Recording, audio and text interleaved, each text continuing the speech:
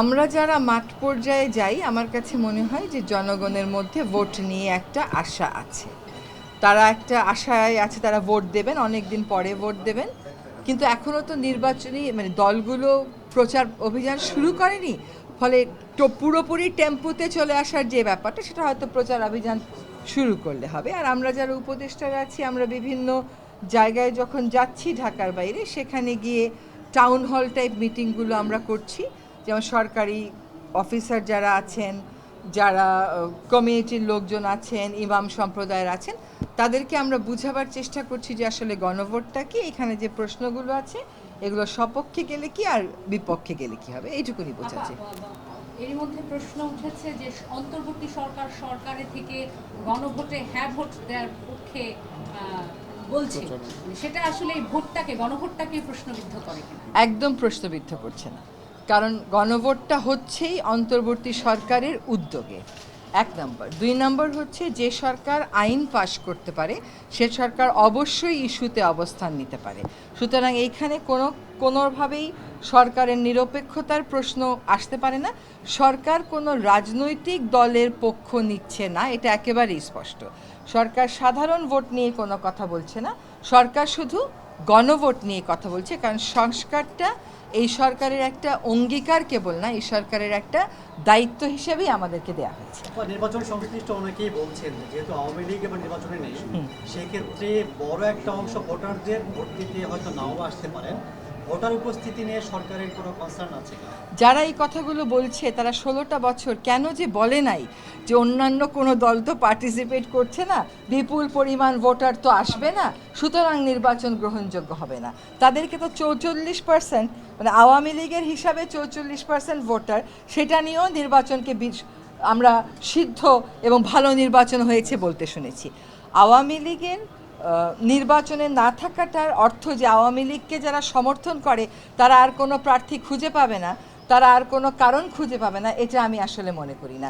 নিজেকে এত অপরিহার্য মনে করার কোনো কারণ আছে বলে মনে করছি। আচ্ছা আপা, ভোট কেন্দ্রে নিরাপত্তার জন্য যে সিসিটিভি ক্যামেরার বরাদ্দের ব্যাপারে যে নির্বাচন কমিশন শিক্ষা মন্ত্রণালয়কে বলেছে, এবার শিক্ষা মন্ত্রণালয় থেকে সেভাবে বরাদ্দ পাচ্ছে না। এখন অভিযোগ হচ্ছে যে তাহলে সরকার কেন গড়িমসি করছে সিসিটিভি ক্যামেরার ব্যাপারে? গড়িমসি করছে না, সরকারের সিদ্ধান্ত গ্রহণ প্রক্রিয়ার তো সিদ্ধান্ত বাস্তবায়নের একটা প্রক্রিয়া থাকে। যেমন আমরা জিনিসটা কেমন করে কিনবো, আমরা যদি সরকারি পর্যায়ে কিনতে যাই তাহলে এটা 3 থেকে 6 মাসের আগে এই জিনিসটা হবে না। ফলে এটা স্থানীয় পর্যায়ের ওরাই যদি কিনে ফেলে তাহলে আমরা অ্যাটলিস্ট 90% কাভারেজ দিয়ে দিতে পারবো। এটা গড়িমসির ব্যাপার না, এটা হচ্ছে একটা প্রক্রিয়া যেটা ফলো করতে হবে, সেটা ফলো করে আসার ব্যাপার। বরাদ্দ পাচ্ছে না, বরাদ্দ পাবে। একটু শেষ হয়নি, সেটা হচ্ছে যে আমরা আওয়ামী লীগের সময় যে নির্বাচনগুলো নিয়ে প্রশ্ন তুলি, যেগুলোতে পার্টিসিপেট অনেক দল করেনি, এবারও আওয়ামী লীগ করছে না, নানা কারণ আছে আমরা দেখছি। বাইরে থেকে বলা হচ্ছে নির্বাচন নিয়ে কোনো প্রশ্ন উঠতে পারে কিনা, সরকার সেটি কি মনে করছে না থাকা? আমরা বিভিন্ন বাইরে থেকে কোনো প্রশ্ন উঠতে পারে কিনা এই কথাটা যদি বলেন, যে কোনো কাজেরই বাইরে থেকে ভিতর থেকে প্রশ্ন উঠতে পারে, এটা কোনো সমস্যার বিষয় না। প্রশ্নের উত্তরটা আমাদের কাছে আছে কিনা এটা হচ্ছে আমাদের বুঝে দেখার বিষয়। আওয়ামী লীগ যে সমস্ত কর্মকাণ্ড করেছে ওইটার বিচারিক প্রক্রিয়া শেষ না হওয়া পর্যন্ত রাজনৈতিক প্রক্রিয়া তারা অংশগ্রহণ করার সুযোগ নেই, এটা আমরা আগেও ক্লিয়ার করেছি। এখন কথা হচ্ছে বাইরে থেকে বিভিন্ন দেশ যে ব্রিফিংগুলো করছে সেখানে আমরা দেখছি যে তারা জনগণের স্বতঃস্ফূর্ত অংশগ্রহণ এইটার উপর বেশি জোর দিচ্ছে। জনগণ যাতে নিজের ইচ্ছা মতন যেতে পারে, ভয়ভীতি ছাড়া যেতে পারে, নিরাপদ পরিবেশে যেতে পারে, এটার উপরই বেশি গুরুত্ব দিচ্ছে। ফলে কেউ যদি প্রশ্নটা করে যে আওয়ামী লীগ ছাড়া নির্বাচন এটা সিদ্ধ হবে কিনা, এটার আমাদের উত্তরটা হচ্ছে যে একটা রাজনৈতিক দলের কর্মকাণ্ড নিষিদ্ধ আছে তার তো কোনো সুযোগ নেই আইনিভাবে নির্বাচনে অংশগ্রহণ করার। এই যার নির্বাচনে অংশগ্রহণ করার আইনিভাবে কোনো সুযোগ নেই, তাকে ছাড়া নির্বাচন হলে নির্বাচন কেন সিদ্ধ হবে না? নির্বাচন যে কটা দলের আইনিভাবে অংশগ্রহণ করার সুযোগ আছে তারা সকলেই যখন যেহেতু নির্বাচনে অংশগ্রহণ করছেন, কাজে এটাকে অংশগ্রহণমূলকই বলতে হবে।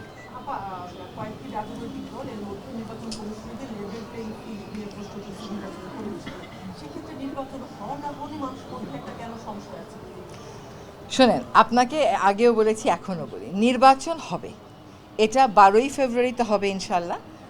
মানুষের মধ্যে একটা সংশয় ছড়িয়ে দেয়া হচ্ছে যাতে করে মানুষ ওই দ্বিধাদ্বন্দ্বের মধ্যে থাকে। মানুষের মধ্যে আরেকটা সংশয় ছড়িয়ে দেওয়া হচ্ছে আইন শৃঙ্খলা নিয়ে। যাতে করে মানুষের মধ্যে একটা দ্বিধাদ্বন্দ্ব থাকে, এবং এইটা হচ্ছে ওই কুটোচালেরই একটা অংশ যে আমি না থাকলে নির্বাচন হবে কিনা। তো ওইটাতে বাংলাদেশের মানুষ অনেক সচেতন, ওই প্রপাগান্ডা ছড়িয়ে কোনো লাভ হবে না। তারা তাদের নেতা নির্ধারণ করতে এবং বাংলাদেশের ভবিষ্যৎ নির্ধারণ করতে সাধারণ নির্বাচন এবং গণভোট দুইটাতেই অংশ নেবে।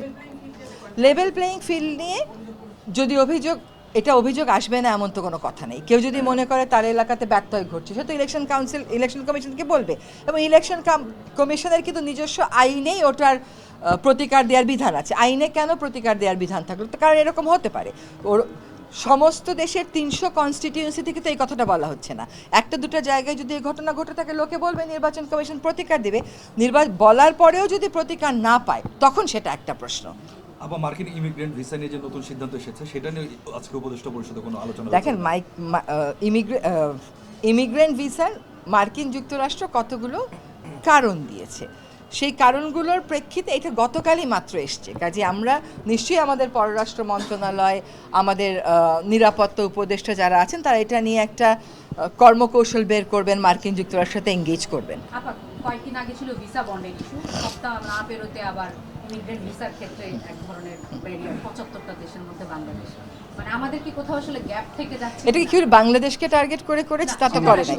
আসলে আমি বলি, আসলে যে সমস্ত দেশ থেকে ইমিগ্রেন্ট বেশি যায়, বা যে সমস্ত দেশ থেকে মানুষ যেয়ে পরে পলিটিক্যাল অ্যাসাইলাম চায়, যে সমস্ত দেশ থেকে মানুষ যেয়ে ওদের সোশ্যাল সার্ভিসের উপর নির্ভরশীল হয়ে পড়ে, তাদের সরকার ঠিক করেছে সেই সমস্ত দেশের ব্যাপারে এই নিষেধাজ্ঞাগুলো, এই শর্তগুলো তারা আরোপ করবে। এটা তাদের সরকারের সিদ্ধান্ত।